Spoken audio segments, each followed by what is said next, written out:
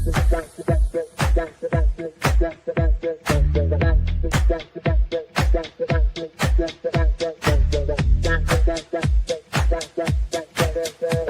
Connections Radio presents. This podcast is brought to you by LifeWave. Ready to elevate your wellness game? Meet X39 from LifeWave.com. This game-changing patch uses phototherapy to stimulate your skin, enhancing strength and stamina by channeling your body's innate energy. Simply apply it to harness infrared heat, naturally boosting your vitality. Want to learn more? Visit www.lifewave.com/Vern Dixon and step into a healthier, more active lifestyle today. Welcome back to Breaking the Silence After Midnight. What keeps you up at night?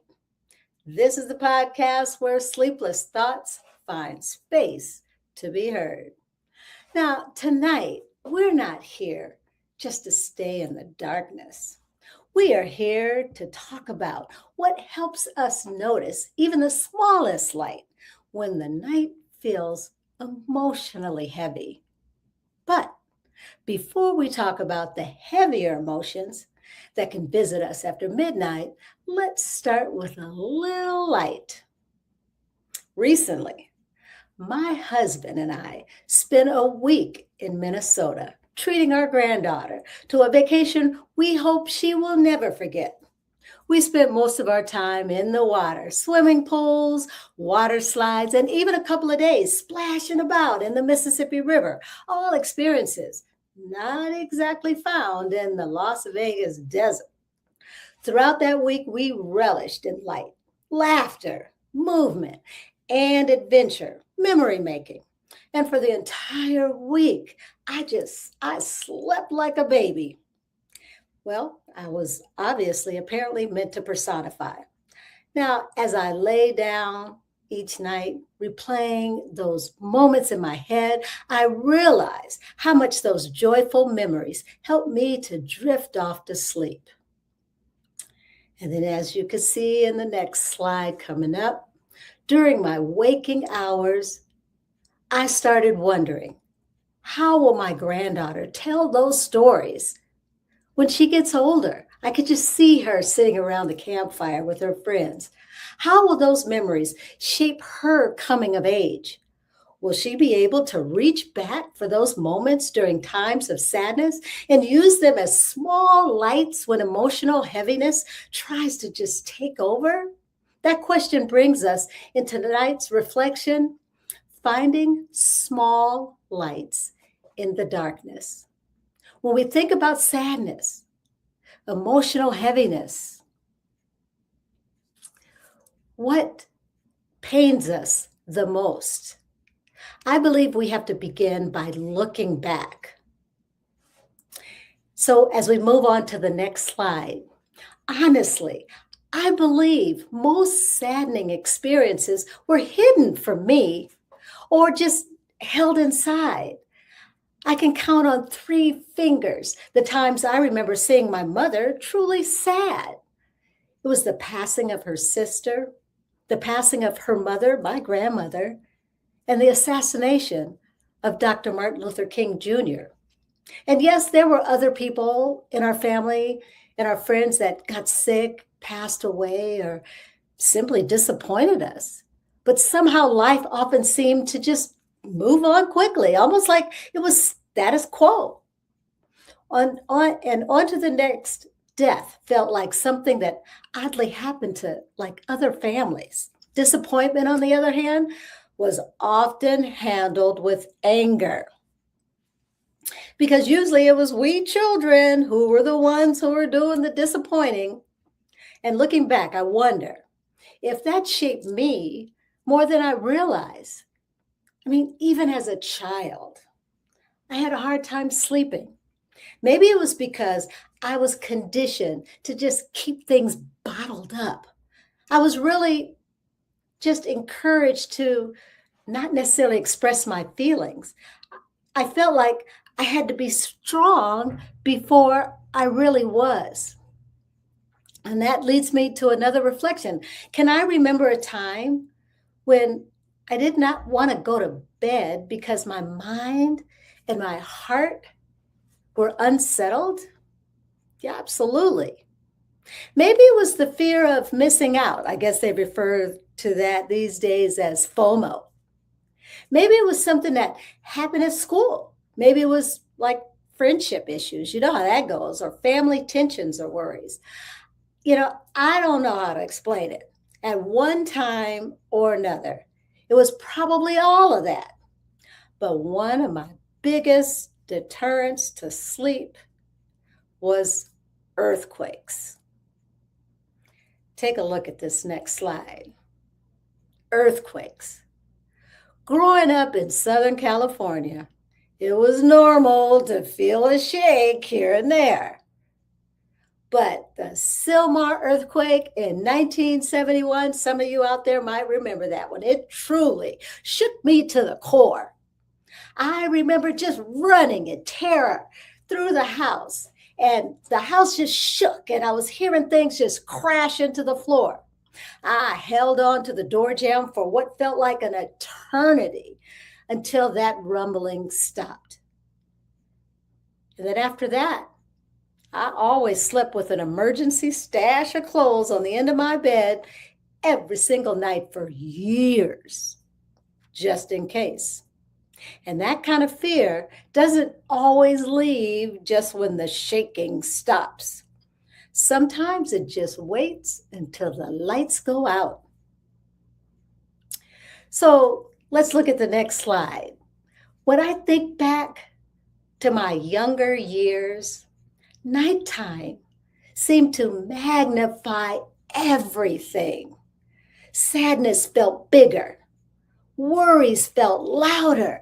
Unresolved problems felt harder to ignore once everything became quiet.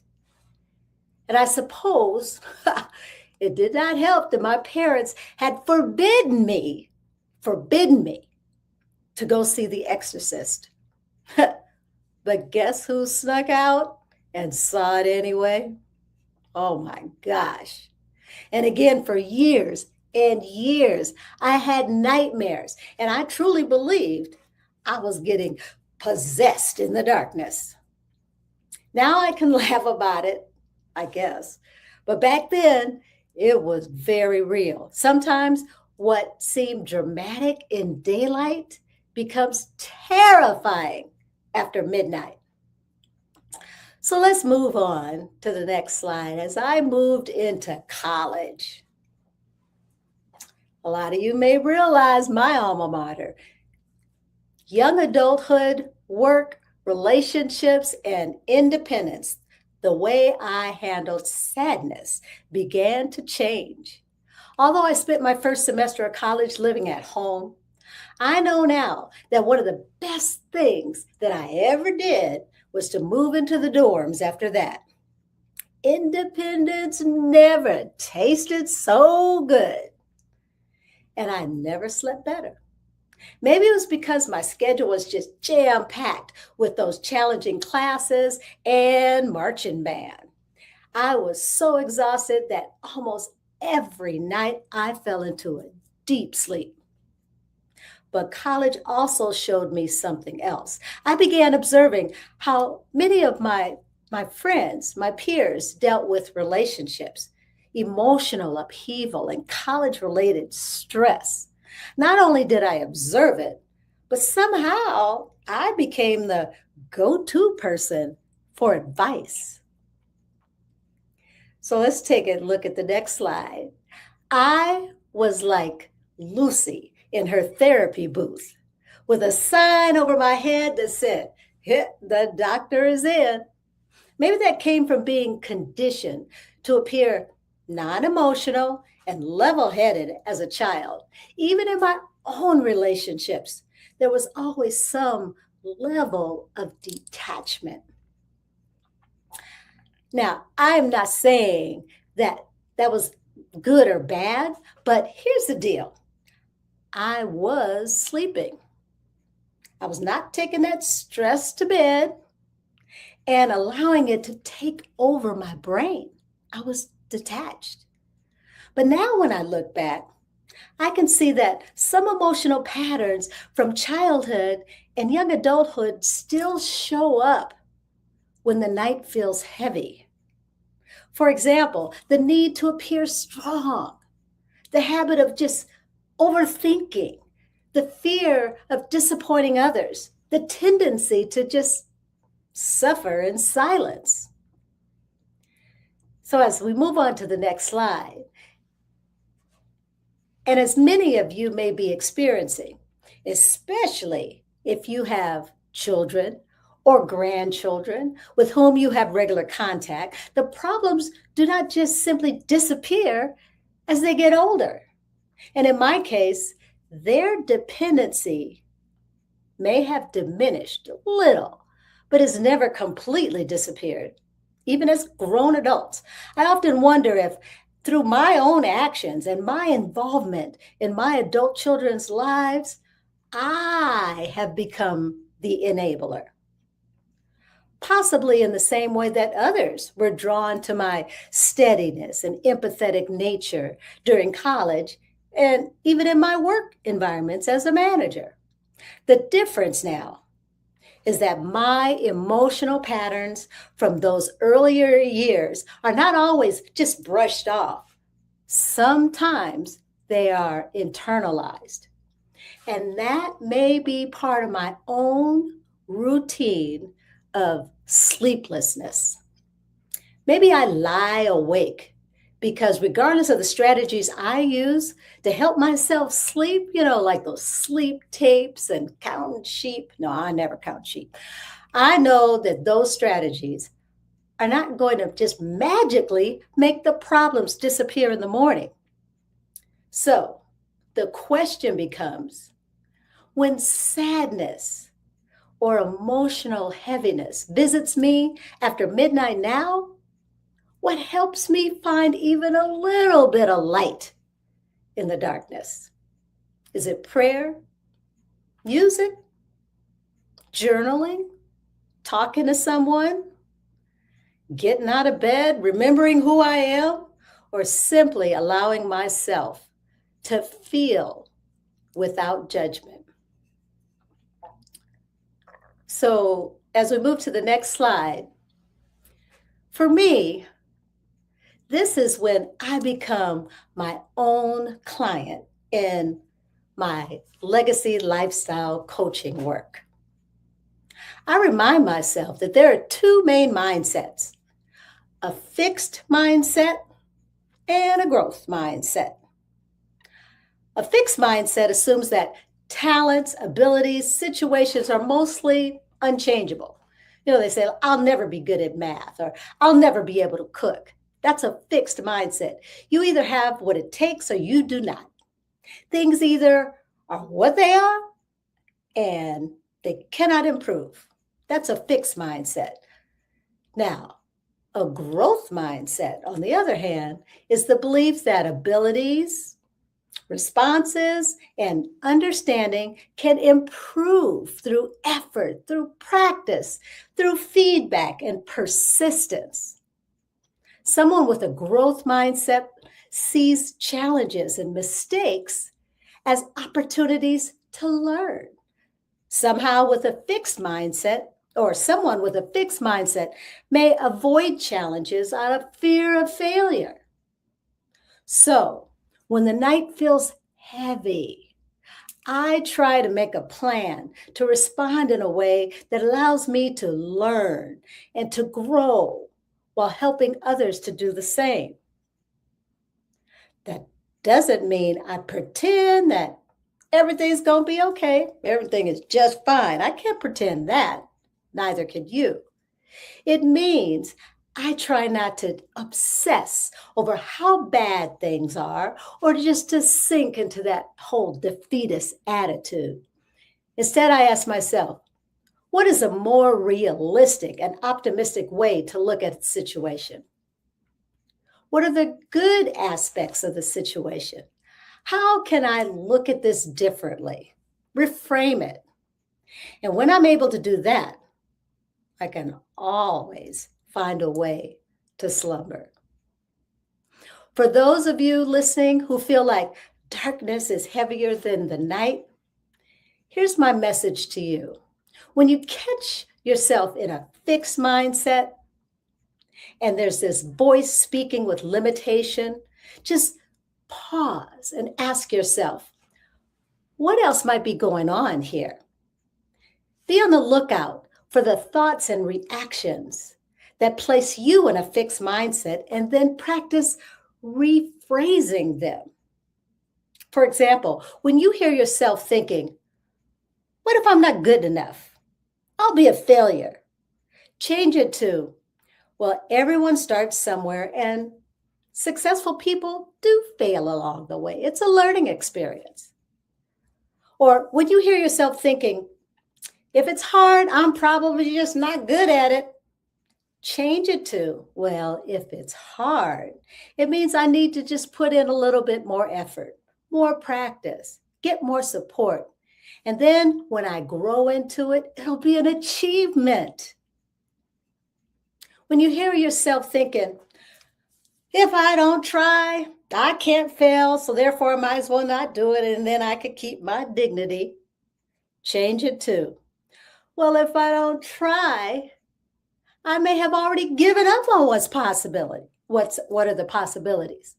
And when you hear yourself thinking, it ain't my fault, change it to, well, if I do, or if I don't accept whatever part of this is my responsibility, I'd give away my power.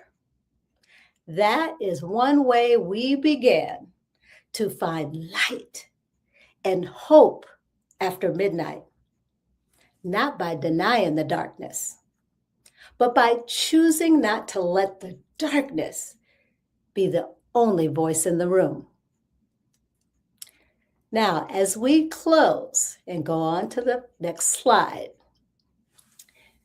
I just want to thank you for joining me for this conversation of breaking the silence after midnight. What keeps you up at night? Tonight, as we go full screen, tonight, we reflected on the darkness that can feel heavier than the night, the sadness, emotional heaviness, and memories that sometimes follow us from childhood and into adulthood. But we also made space for something just as important, and that's the possibility of light. Sometimes that light comes through a memory, a song, a prayer, a conversation, or simply a deep breath, or the simple reminder that we don't have to carry our sadness alone. And next time, we will continue this After Midnight journey with episode 4, focusing on life changes that shift our peace, major life transitions, because sometimes what keeps us awake is not only what hurts, it's what's changing, who we are becoming, how relationships are often shifting, and whether we can still find peace in the middle of it all. So until we meet again, be gentle with what rises in the solitude of the night.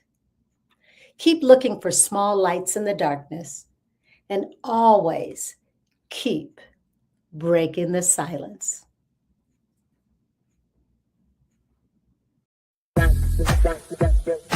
PR Connections Radio thanks you for watching this podcast. Check out more episodes of this show and our others at prconnectionsradio.com.